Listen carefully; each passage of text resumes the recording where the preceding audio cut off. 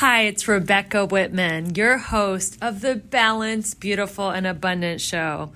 I'm a top-rated life coach, an international best-selling author, and a multi-passionate entrepreneur. I'm on a mission to help you go from burned out to balanced, beautiful, and abundant. The experts on this show will help you achieve work-life balance so that you can experience abundance in 7 pillars of life: spirituality, health, emotions, romance, mindset, social, and financial life. When you have all 7 pillars of life in alignment, you are balanced, beautiful, and abundant. Let's go. Hello, everyone. Welcome to the Balanced, Beautiful, and Abundant Show. I am your host, Rebecca Whitman, and we are helping you go from burned out to balanced, beautiful, and abundant. Today, we have a very special guest. She is a best-selling author from Sweden. Welcome to the show, Inger. Thank you so much. I love being here, Rebecca. It's so great to be here and for you to be here and so last minute. I so appreciate it. I had a guest who I thought might not make it because he didn't confirm. And I said, be on deck. And there she was, 9:15 in the evening in Sweden, like ready to go at the last minute. So I'm very, very appreciative that you were able to jump on here. I am excited to tell my audience about your background. So Inger Nordin is a 3-time best-selling author. She is an award-winning speaker, a life and business coach. She is the founder and CEO at IN Life Amplification. Her mission is to help midlife women step into their power financially, personally, and professionally without compromising their femininity. She is a networker, a connector, an inspirer, known for her big heart and always wanting to share and help others. Her motto is, it's never too late to start over. She did so at 65. So what is your excuse? Inger has been featured 3 times in Global Woman magazine and Success Talks and in Businesswoman Today. In 2022, she won a Global Woman Summit Award in the Aspirational category. So Inger, how did you get to be 65 and decide to reinvent yourself? What happened? I know we don't have time for your whole story, but kind of what was your path? And then what was the big turning point at 65 that made you decide to relaunch your life? Well, first of all, thank you for having me here, Rebecca. I so love it. And You're so welcome. I must say that I'm restarted. I didn't do it immediately, but I felt like, is this all there is? Because I was working in corporate world, in sales, and had a lot of contacts. I was in the middle of everything. And all of a sudden I wasn't. And I was like feeling, I'm not counted. I think a lot of people do that when they are kind of retiring, if they haven't planned for everything. And I was used to continuously learning, and I wasn't learning anything new. And then I had my brother-in-law, actually. He said, well, why don't you just relax and sit down, watch the television and go and feed the pigeons? No, he didn't say that. But he said that I could relax because I've been working all my life.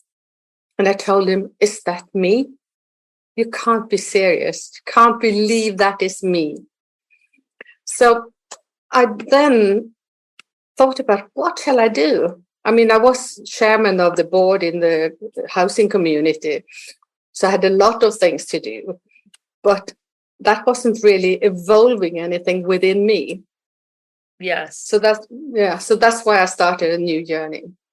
I think it's really sad how when women, I don't know if it's the same in Sweden, but up until now, like in the last few years, everything's changed. But in the past, when women were over 50 or 55, they were considered kind of just like old cows and set out to pasture.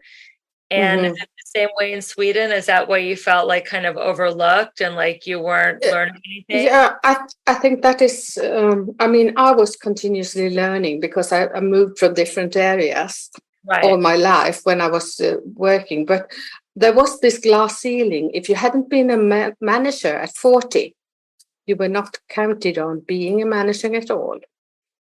That was kind of a saying. And this male network that was around as well that promoted themselves. Yeah. But I mean, when I was working, I was in a network where I was to be a mentor for females, younger females. But that was for me just kind of a, what is that? You have to have this thingy. It wasn't really real because it wasn't promoted in the right way. You didn't have time to really sit down with those ladies. Yeah. So you feel like you were just told to mentor women, but it wasn't like real mentorship? Yeah, I think that was it. Yeah. Yeah, and looking at our notes, we had such a great conversation the other day. What is the life amplification system? I know you have a coaching program called, is it called Life Amplification? No, I actually call it Step into Your Power Path. Oh, step into your power path. So, because my book is called The Power of You Square. yes. Create the Power Path of Success. So, how does someone step into their power path? What is their power path, and how do they have the courage to overcome their insecurities and step in? Well, first of all, they have to decide that they want to do it, right? Right. That they're not happy where they are now. They have to really step out of that, not continuing being a passenger. And then they have to take the driver's seat. And taking the driver's seat means that you have to be prepared. You have to know what you want. You have to know why you want it, because if your why is not big enough, you will never do it. Mm-hmm. And then you have to set your goals. And as I say to people, you have to have it regarded as being a big change project. And I've been running a lot of change projects in my life. And a change project is always having different layers, if you like. It could be personal, it could be system-wise, it could be surroundings and things. And you have to, in each layer, see where is it you need to change. Mm-hmm. And then you kind of have to produce the draft plan. That's the first step to do that. I have a similar paradigm because I think that there are 7 key areas of life. I call them my 7 pillars of abundance. Mm-hmm. So I tell my clients to ask themselves, what do they want? What is their goal in each area, and what changes are necessary to get what they want? So it's very similar. Yeah. Are you also talking about being a bumpy road? Because it's not a straight road, right? No, life is never a straight road. I mean, there's always, when you're making a change, it's always 5 steps forward, 2 steps back, 3 steps forward, 1 step back. It's, it's a process. It's definitely a process when you're making change. And so what are some of the key tips you have for women to overcome their limiting beliefs? Because I know a lot of the women that I work with have insecurities that stop them from making such a big change. Oh, yeah. I think a lot of it has to do with face your fear. Mm-hmm. Because limiting beliefs is more normally something you have got due to fear. Yes. And that is it's so important to be like a warrior sometimes. Just push through the finishing line, push through the fear. And then on the other side, you will realize that, wow, I did this. I actually did it. So I had a belief system. I actually went through trainings with Tony Robbins, for instance. Oh, I love him. You went through all his trainings? Yeah. Oh, I didn't go through all. I didn't go through all of it. But sorry? I did Unleash the Power Within. Is that the one you're referring to? No, I think it was something else. I don't remember. It was online, so I don't really remember if it was what it was. But anyhow, they were talking about that you should map out your limiting belief and then your unlimiting beliefs. So if you have like the limiting beliefs, how would that serve you if you had unlimited beliefs instead? And I think that was really something that made me, hang on. Why do I think I'm too old to do anything? Why do I think I'm not visible? Why do I think that, etc., etc.? And then you can change it. Because if you believe you can do anything, you can. I think that's beautiful. So how did you change so many women? I remember moving to LA when I was 30. And I had the limiting belief, I'm too old to be a successful actress.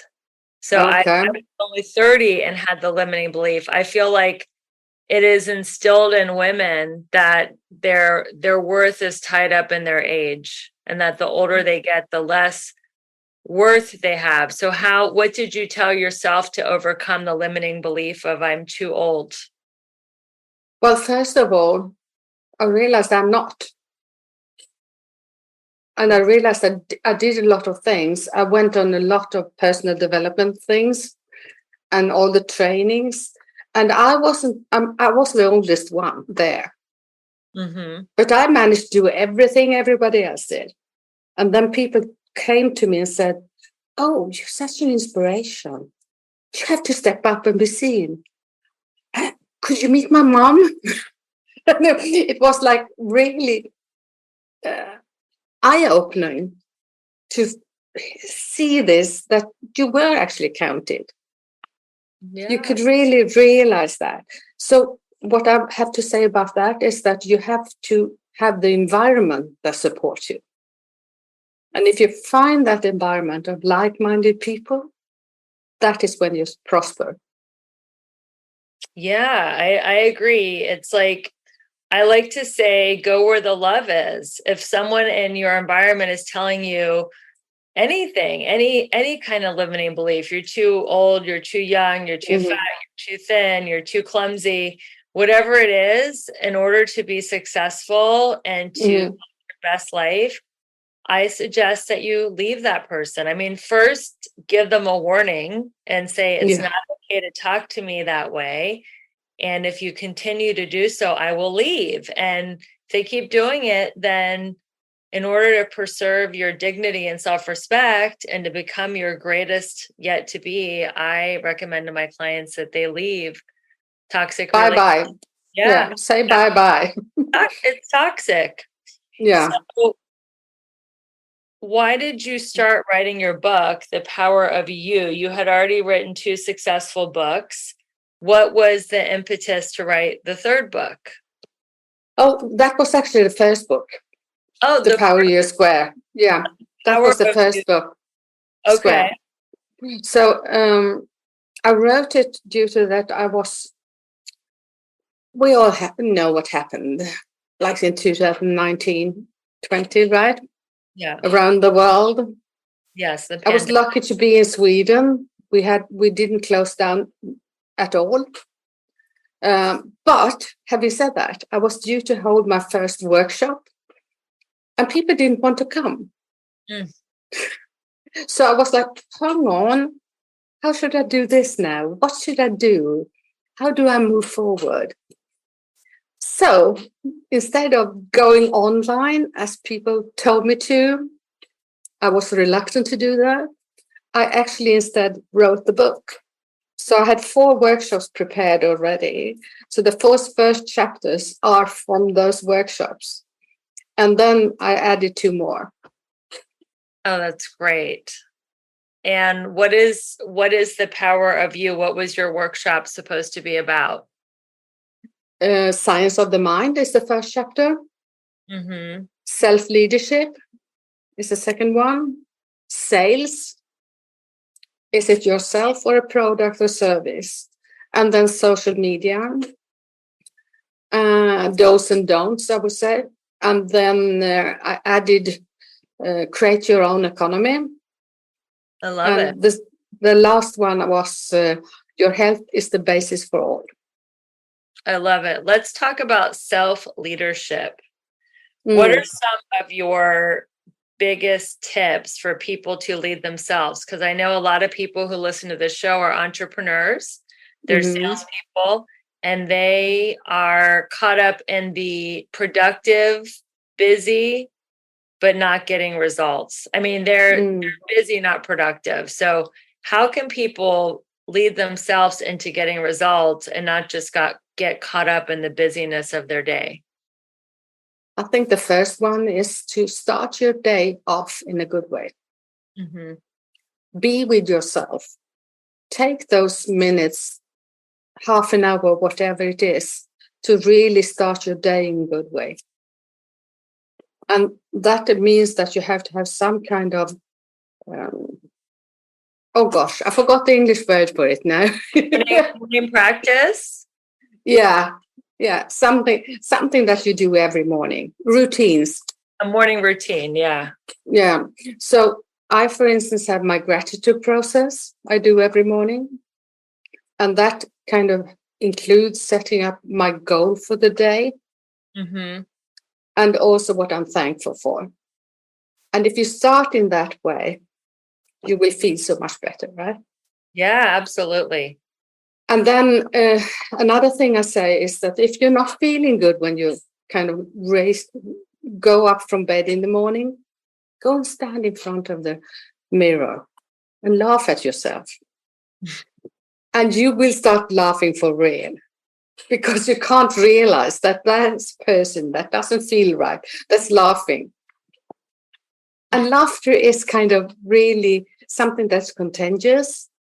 Yes. So if you laugh, you will spread the love around you. That is so funny. So I've heard mirror work, like saying, I love you, you're perfect. I've never heard of just looking in the mirror and laugh, because life is funny, like we take it so seriously, and we don't even remember that one day we're not even going to be here, that this experience has a beginning, a middle, and an end. And if we really think about the impermanence of life and how serious we take it when we're here, it is, to me, that is absurdly funny. So I've heard that when people get to heaven, they're going to have like the biggest laugh of their life. Like, oh my God, all that, stress and angst. And for this, like, it's funny. It is funny to be human, because we take ourselves so darn seriously. Yeah. And then I had one more thing that I have to say there. It's not only that, you have to also do your to-do list. What is today's list of what you are to do? And your not to-do list. I've never heard of a not to-do list. What is a not to-do list? Well, if you are working from home, for instance, maybe you get caught up sitting in front of the television instead of doing what you should do.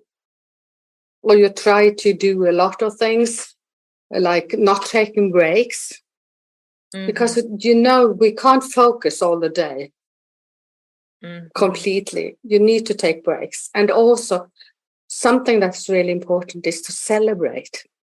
Yes. Every little thing you do. Yes. Celebrate. I want to celebrate something with you. I just found out today that this podcast, the Balanced, Beautiful, and Abundant Show, is rated top 1.5% globally for self-help. And that is like, yay, I'm so excited. Woo! Thank you, listeners. I love you so much. Thank you for sharing the show. So yes, celebration, celebrate the wins, because when you build on the wins, that leads to the next win. When you focus on your failure and you beat yourself up, then you go on a downward spiral. So I think celebrating the wins is something that a lot of entrepreneurs are really driven. They're type A, they're perfectionist. And I think that we don't celebrate our wins enough. So I agree. Celebration. And I actually heard when you said perfectionist, I had someone saying that a perfectionist is also a procrastinator. Yeah. Because they have to have everything perfect. before they do it. And you can't, right? Life isn't perfect. I have a new saying that I'm going to coin. I'm going to make a t-shirt, and it's messy is the new sexy, because can you send me a t-shirt? Yes, I will send you a t-shirt, because messy is real. It's raw. It's authentic. People will not fall in love with you on social media if you're just, everything's perfectly produced and just perfect, because they want to be able to relate to you. And if you're so perfect all the time, it just doesn't work. So I encourage people who are listening, just go on social media and just don't always have your perfect hair and makeup and filter, and just be yourself. Just be the perfect imperfectionist. Yes, be perfectly imperfect. And to overcome my perfectionism, I like to say I'm striving for imperfection. Because if I have to strive, I'm going to strive for imperfection. And I am not a mistake if I make a mistake, because I used to think that I am a mistake. I'm a bad person if I make a mistake. But now I know that mistakes are actually learning opportunities, and they're the stepping stones to success, because when I'm making mistakes, that means I'm in action. And the only way to reach my goals is to take massive action. So I'm claiming that imperfectionism is the goal today. That's a good one. I will borrow that. You can borrow that. And let's talk about your sales methodology. What advice do you have about sales? I know you've spent many years of your career in sales. What is your sales method? Sales is all to do with that you are connecting with people. Yes. You are present with them. If you're not, you can rather do anything else. And I mean, everyone is selling every day. Yes. If you have kids, you sell to the kids. You ought to do this. If you do this, you get that, or whatever. But I mean, the thing is, if you have a system is based on, you set up your sales call in a certain way, where you kind of ask for permission to ask questions. Yes. And then from there, you go and you create, I know they call it rapport, but you create trust, I would say. Because you create trust by understanding the situation people are in, right? So you ask questions. And on top of that question you ask, okay, what will this mean to you if this is solved? Is there anything else? And you continue asking questions until you see, oh, they lit up. Then you have come to the last question you can ask. And then you can ask, if I solve this for you, would you be interested? How much would that be worth for you? That's a great closing question. If I solved, first you ask the questions to get the problem, and then you say, if I solve this problem, would you be interested? And then, I mean, that is what it is all the time, right? So you need to have the underlying problem, because the first problem you hear is not the right one, probably, because that is what you have on the surface. It's something else below. So there is a methodology where you can kind of, you're told not to jump into a solution too early. You need to kind of focus on getting to the bottom. So you keep asking questions until you get to a real pain point, and then you offer solutions. So the one that they lead with isn't usually the real pain point. Why do you think that is? Are they hiding it? Are they embarrassed? Or maybe they don't realize it. They don't realize it. Because I mean, if you hide something within you and you have it down in your dungeon, how can you realize it if you don't get it up? I had a coach that was talking to me, and then he said something just out of the blue, and I started crying. Wow. And that was something that came out from me, from within me, that I hadn't been talking about for years. And that's what I've written a chapter about in the other book I was in. Tap into your power. Mm-hmm. Because Wow. I think, and it's such a realization when you get things out of you, how easy things go, how much more happiness you can find. Yeah, I mean, you have to purge, and that's what a good coach or Mm. therapist does. It helps you kind of purge the things that you don't even know that are in your subconscious that are no longer Yeah, serving you. yeah. So, what are your thoughts on leadership, especially leading from the feminine, like you said? What is the difference in your opinion of leading from the feminine versus the masculine? In Sweden, I know I was on kind of courses where we were supposed to be really secure, feeling secure because it was only females. Mm-hmm. That was the worst course I've ever been on. because females doesn't really support each other. As I mean, I'm really doing this too much, right? Yeah. But it's a lot in saying that you, instead of supporting a female to grow, you're trying to grow yourself based on the females. And you can take an example there from the medical area. If you are a nurse, and there is almost always females, right? Yeah. And then they are to have a manager. And if they choose one of the nurses, she doesn't get any support from the other ones. And that's crazy. Because So I think, competitive with each other. yeah, exactly. Yeah. So that's why I really believe in cooperation instead of competition. And if you support people around you and really have that as your basis, you show your vulnerability. And as females, we are taught not to, right? But if you do that, you will connect on a much deeper level and you will really thrive, as will the people you are serving, right? Mm-hmm. Because I see leadership as a way of serving. Yes, I agree. Leadership is a way of serving. So how is that different than the masculine paradigm of leadership? A lot of things with regards to the masculine world is to do with, okay, before a meeting, we go and agree.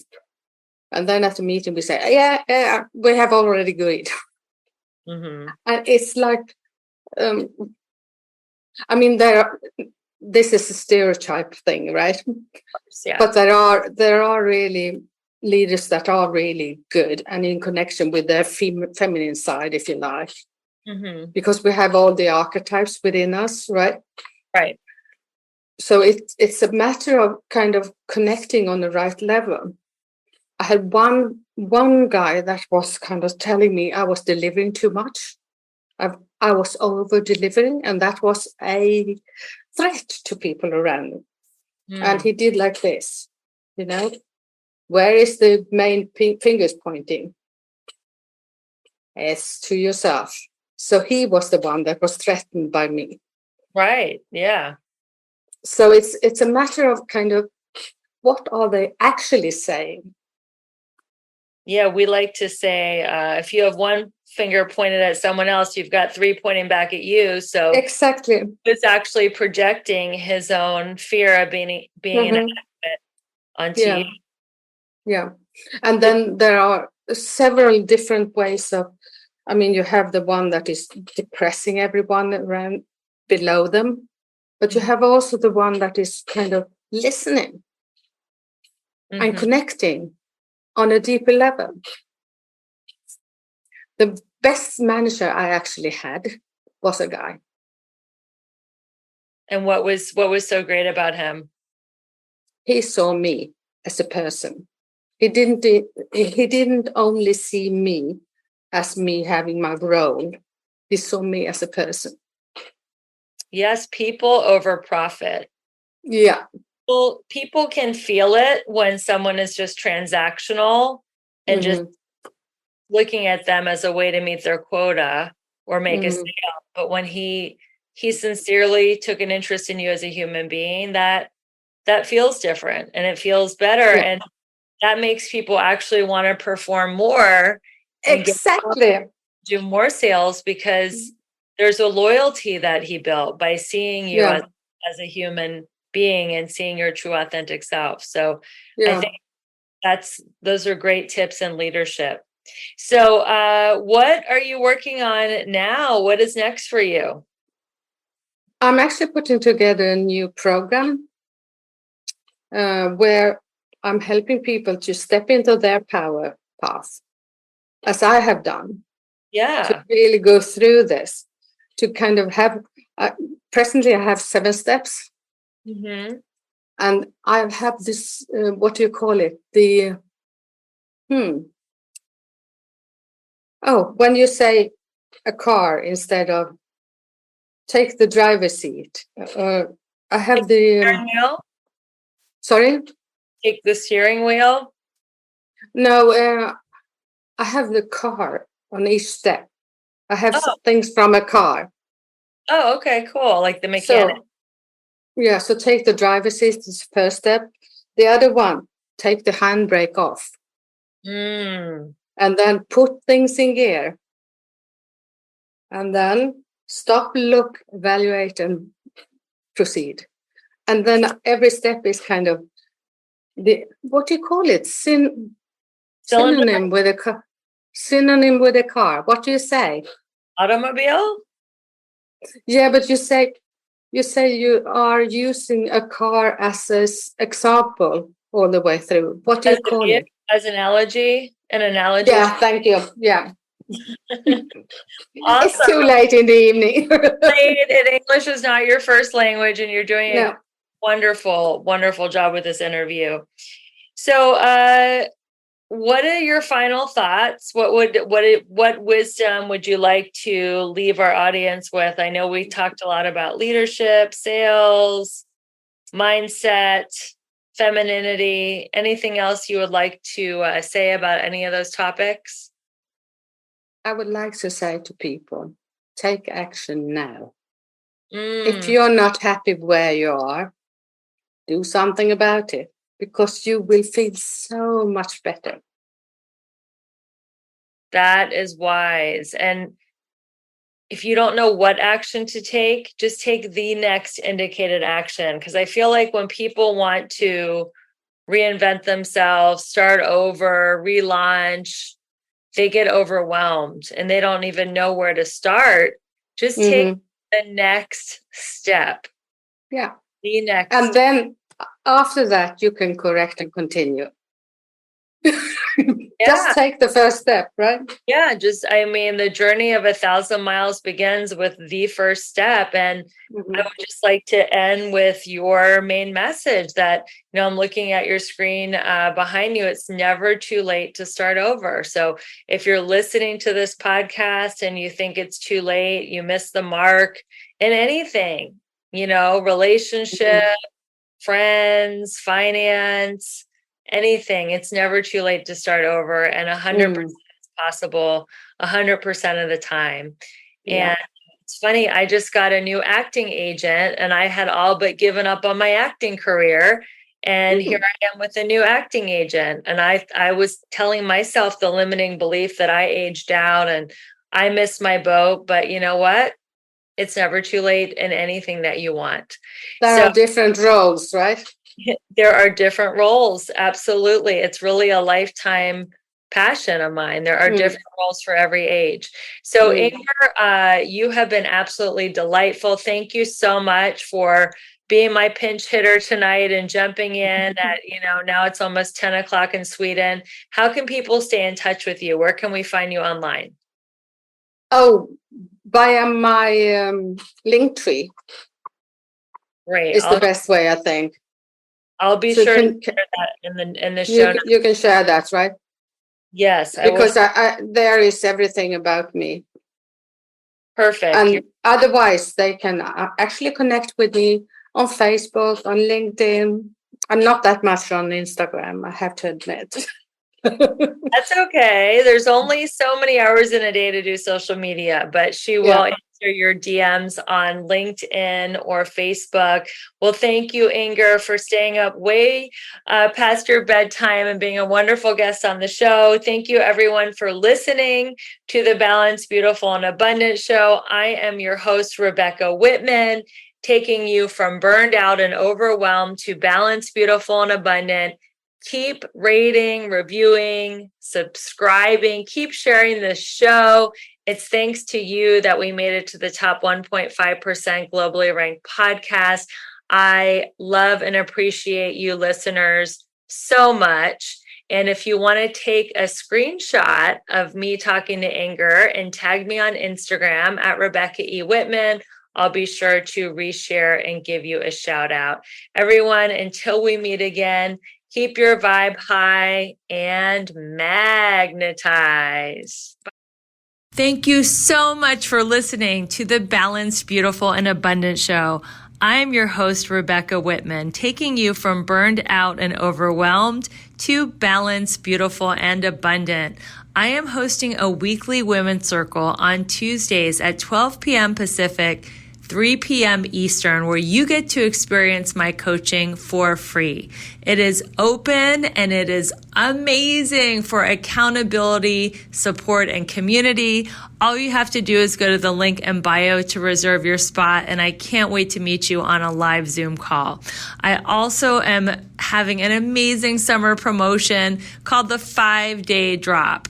Lose 5 pounds in 5 days, guaranteed. It's a great way to detox your body. It's a metabolism reset, and it will help you feel balanced, beautiful, and abundant all summer long. So make sure you go to the link in my bio to learn about the 5-Day Drop. I am so appreciative of you listening to my show. The best compliment you could ever pay me is to rate, review, subscribe, and share with a friend, because I know you know other people who want to go from burned out and overwhelmed to balanced, beautiful, and abundant. Thanks again for listening, and I look forward to seeing you on the next episode. Bye.